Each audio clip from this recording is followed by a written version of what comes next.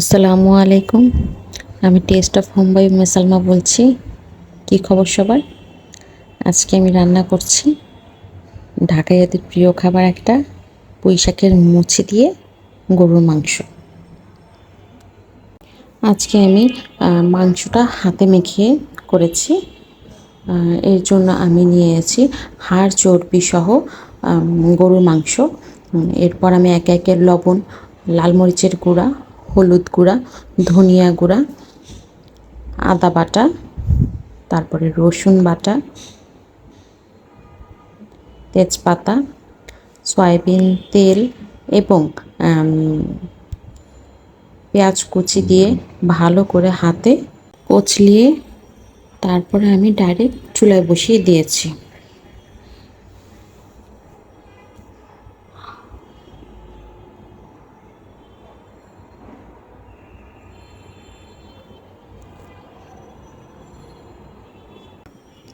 এর মাঝেই দেখি মাংসে অনেক পানি উঠে আসছে। এই পানিটা দিয়ে আমি মাংসটা ভালোভাবে কষিয়ে ফেলেছি। তারপর আমি স্টেপ বাই স্টেপ প্রথমে পুঁইশাকের ডাঁটাগুলি দিয়ে এটাও কষিয়ে ফেলেছি। এর ভিতর থেকেও যতটুকু পানি উঠবে এটা দিয়েই ডাঁটাটা সিদ্ধ হয়ে আসবে।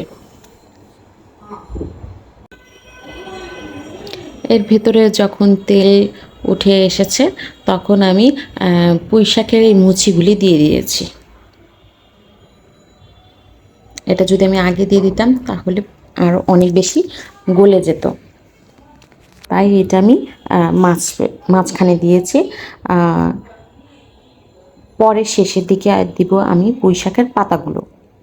আর পুঁইশাকের পাতা দেওয়ার পরে আমি আর ঢাকবো না, তার আগে আমি ঢেকে রান্না করব। এটাও যখন কষানো হয়ে গেছে, তেল উঠে এসেছে, তখন আমি এই পুঁইশাকের পাতাগুলো দিয়ে দিয়েছি।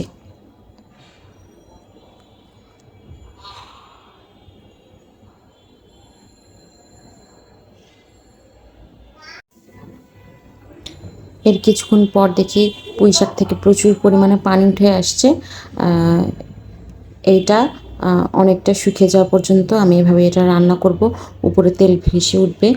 আর মুচির সাথে শাক না দিলে আসলে ভালো লাগে না, কেমন জানি রুক্ষা রুক্ষা লাগে। তাই আমাদের বাসায় পুঁইশাকের মুচির সাথে অবশ্যই পুঁইশাকও ইউজ করা হয়।